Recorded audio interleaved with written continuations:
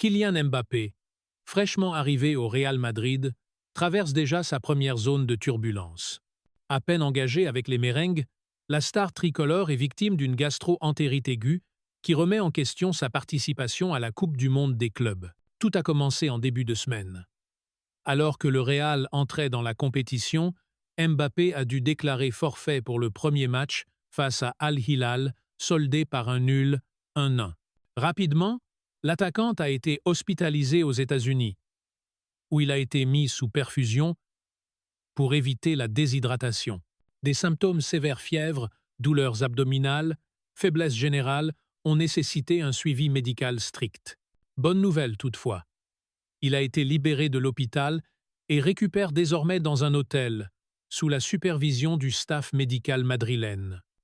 Mais son retour à la compétition ne semble pas imminent.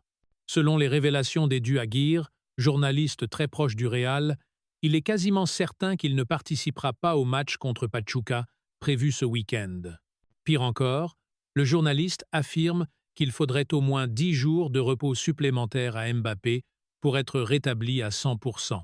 Un délai qui compromet également sa présence pour le match crucial contre le RB Salzbourg, prévu le 27 juin. Le coach madrilène, Xabi Alonso, ne compte prendre aucun risque. Il tranchera en fonction de l'évolution de l'état de santé du joueur, mais son discours est clair.